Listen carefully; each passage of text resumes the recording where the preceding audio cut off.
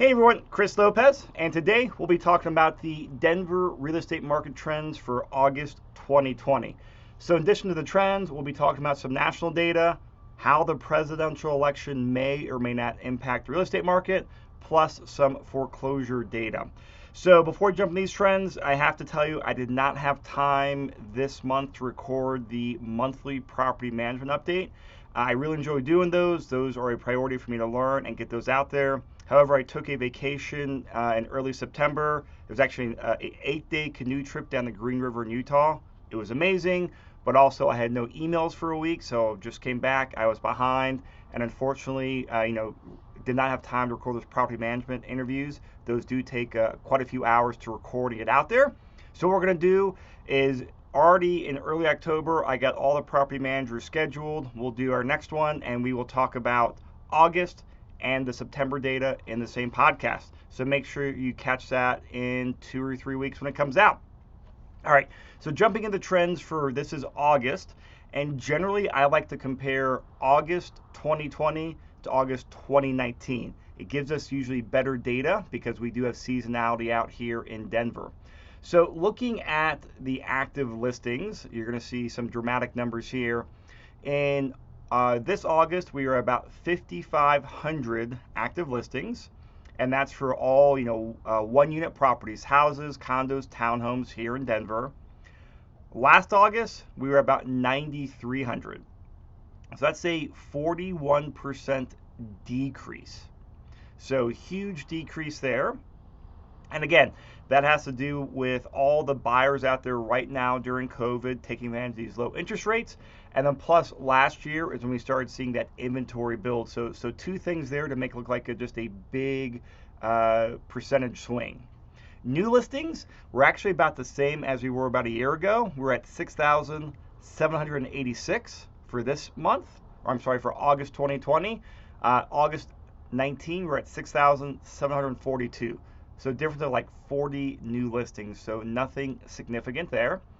The next area that we're going to see a big jump in is in the pending. So these are properties that are under contract. In August, we're about 7,300 pending. Last year, we're about 5,500 pending, so about a 32% increase. And again, we're seeing that increase, again, because we really had no spring selling season this year because of COVID, and so all that's just getting pushed back right now. So we're seeing lots of pendings, which means we should see lots of closed in September. Now here's an interesting one, is the average price. We've talked about this quite a few times on the podcast. The average price from August 19 to August 2020 has jumped up almost 12%. So from $485 to about $540,000. Now, does that mean all the properties in Denver have increased 12% in value? No, most likely not. And so a few months ago, we talked about how the average price increase was really slowing down, and that's because the bigger properties, the ones that require jumbo loans to finance, which is above that like $575,000 loan balance for a normal conventional loan here in Denver, all those bigger properties with jumbo loans, once COVID hit, the jumbo loan market froze. Because that's a completely different market than the conventional stuff. So now that market is functional again, it's working. So that means a lot of buyers can go out there and start buying these larger and more expensive homes. So we're seeing a lot more of those homes being sold now, since for a few months there they're not being sold. While in addition, we're seeing lower activity in the really first-time home buyer, lower price stuff. And so we're seeing a huge discrepancy there, or we're seeing a huge jump there in the average price.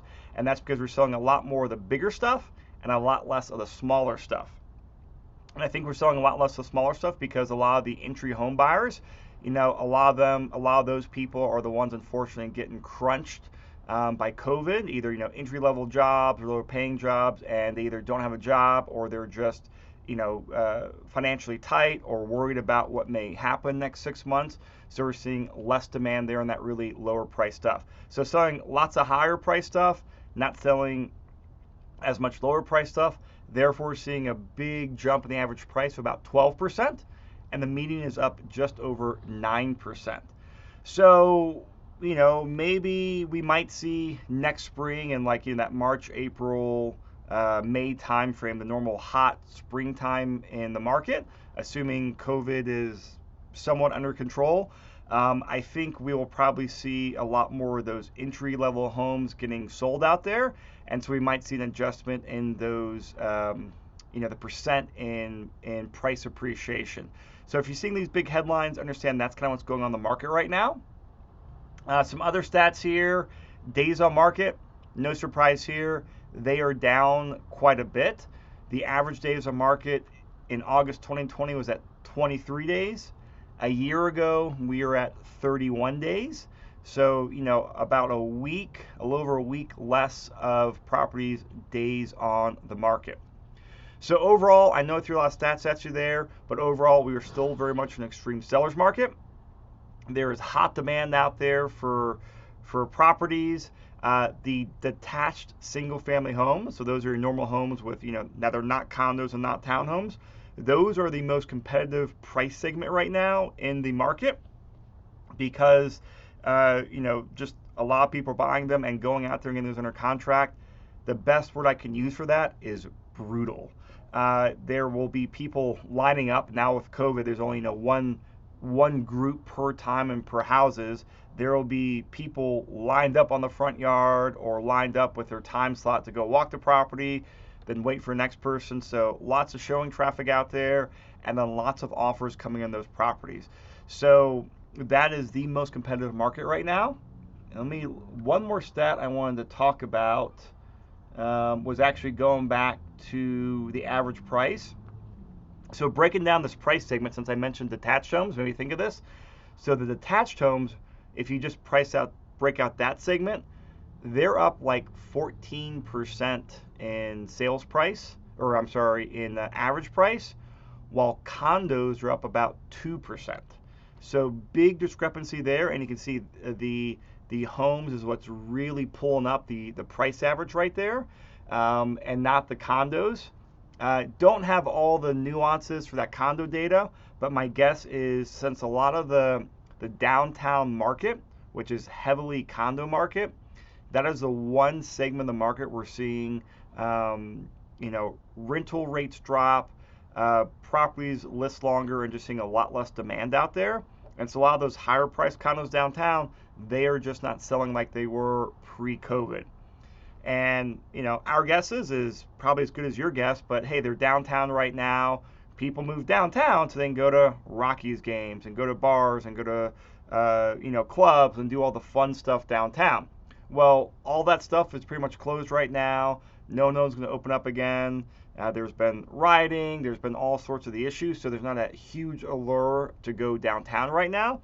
So we're definitely seeing that condo market get a little stagnant on there. Now that's the downtown stuff. Now, as you guys know, we don't recommend buying those. We never have. We don't sell those. We're buying a lot of the lower price condos that are below the medium price point in the suburbs. We buy in Aurora, we buy in Inglewood, we buy in Lakewood, we buy in Southwest Denver. Those are still competitive, and those are still, as far as we can tell, they're still appreciating. Because we bought a couple this year, more expensive than last year, more expensive earlier this year, and still lots of demand from renters out there. So just because you're seeing that condo prices are not going up nearly as much as homes, understand that that's most likely the downtown, more expensive condos that are not selling. But the stuff that we're buying as investors, those I think are still good investments. I closed on another one early September, like September 2nd or September 4th. So nothing, scared me away from that market. Just stay away from the downtown condo market, which I think everyone listening to the podcast probably has, at least all of our clients has. So that's all for the stats right there. A couple other things I want to go about, just some interesting news articles. Got a couple snippets here from the National Association of Realtors, so NAR. So they said that Colorado has 2 of the top 10 work from home counties. One is Douglas County, which came in 2nd, and Broomfield came in 8th. So Douglas County is Colorado with Douglas and Broomfield County, they're doing well. The one that took the top spot is Forsyth County, Forsyth. That's actually in Georgia, just north of Atlanta. they took the #1 spot. In another just study they released, and I'm just going to read this, Denver has the 5th best real estate market out of the cities with more than 300,000 people. Seattle scored the highest, followed by Nashville and Austin, and Colorado Springs came in at #4. So Denver was 5, Springs was 4, and then Seattle, Nashville, and Austin. I'm not surprised to see Nashville and Austin up there. I was a little surprised to see Seattle, but those are all good markets, so they're all doing extremely well so far during the market, and just should be very robust over the upcoming months and everything. So moving on down some other trends. Now I'm looking at the chart here for the Your Castle showing trends. Oh, and I forgot to mention at the beginning, if you guys want to see these charts or see the exact numbers, click the show notes in the link and you can go through and see all these notes and see everything on here. So I'm looking at the internal data that Your Castle tracks for listings that they have based off of data that they can track through the app that agents use to schedule showings. So it's what we've described in the past. We are continuing to see strong showing data. So in July, it was right around like 10.5 showings per properties. In August, it's up slightly than July, so it's right around like 11 showings per property. So in 2019, 2018, 2017, they're right around about 8 showings per property. So even though with the lower inventory, the hoops we're having to jump through now to show due to COVID, we're actually having more showings per property than they were over the last 3 years in August. So showing activity is staying very strong, which correlates all the other data we're talking about with big demand and a very active sellers market out here. So now I want to jump to another section, and this is a great chart that actually Lon Welsh emailed out that came from the Wall Street Journal. I'll do my best to describe it, but if you want to see it, click on the show notes. It's titled No Foreclosures on the Horizon, and this is national data that CoreLogic compiled. So it shows a percentage of mortgaged homes with less that are worth less than their debt. So that means houses that are underwater. Hey, the house is worth $200,000 and the homeowner owns $220,000 on the property. So in 2010, 2011 timeframe is right around 25% of all homes that have mortgages were underwater. And then it started going down in 2014 timeframe. It was right around like 13-14%. In 2016, 2017, we're at like 6-7%. 2018, 2019, around 4%. Now in 2020, we're actually the lowest this 10-year chart is showing. It looks like we're around about 3.5 to 4%. So it's only showing about 3% of homes are actually underwater. And that's on the national level, and I think Colorado is up there. It actually might be a little bit better. And so that's why I don't think we're going to see a huge spike in foreclosures or distressed properties, because even if a person unfortunately loses their job or need to sell their homes due to economic or COVID issues, they're going to be able to most likely sell that house because they have equity in there, so they can go the traditional route to go sell it. And even if they're tight on payments, since Colorado and many markets around the country are in a seller's market, they can probably still sell it pretty quickly, get it closed, pay off their mortgage balance, and actually walk away with some money as well. So you're not going to see a bunch of short sales and foreclosures, I don't think, just because people are not underwater on their homes.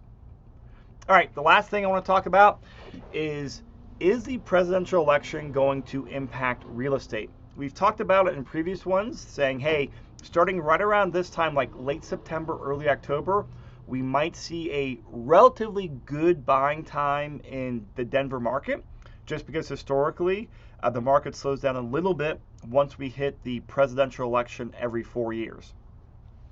So this is some national data from a research analyst company called BTIG. So this is just some data from them, and this is national data. So in non-presidential years, there's a 9.8% decrease in November, compared to October. And they say that's normal seasonality. However, in presidential election years, the typical decrease has been around 15%. So about 5% more slower than normal in those years. Now in 2020, we don't know what it's going to be like. Their guess is that they think with the low interest rates that's going to still be the main driver rather than the presidential election. So they don't think there's going to be a huge slowdown due to the presidential election. And I'm recording this podcast on September 22nd, so right around the end of September. And this is, kind of when we start seeing the market slow down. And, we don't have any data yet because we don't get that until like the end or the beginning of the month for the previous month, really. But from us just being in the trenches and boots on the ground, we're not seeing any slowdown. Now, maybe there might be one or two less people out there looking at property, possibly, but nothing so far that we've seen from the day-to-day transactional process of showing properties, writing contracts, getting properties under contract. We've not seen any significant slowdown on there. So this would be right when we might start seeing some time in a couple weeks. We'll hopefully have a better feel for it, maybe some data. But right now, I am not holding my breath and being hopeful that we'll see a slowdown in the market, which might mean, hey, we might see a slightly better buying time. And this is part of the reason I ended up buying that condo I mentioned just about 3 or 4 weeks ago that closed on September 4th, because I had another chunk of money I wanted to place and go out there and just do, buy a rental property. And I was debating, hey, should I wait for this October window and maybe get something? And I decided not to, because I said, hey, if I see a good property that meets my criteria, that I can get under contract, that fits my specs, I'm going to go under contract. Because I was like, hey, even if I get a couple $1,000s off the property, it has such an insignificant amount of impact on my down payment amount. A couple $100 less to have to bring to the table. And we're talking maybe $5 to $15 less a month in the mortgage payment. It was not enough for me to say, hey, I'm going to wait and just try to get something in this window. I said, hey, I like the interest rates. I'm in a comfortable, financial position. I'm going to pull the trigger and buy something once something meets my criteria. So I went ahead and moved forward, and I would recommend most people out there, and by the time you listen to this, we're going to be in that potential window anyway. Go out there. Don't wait for a blip in the market. I don't think we're going to see one here.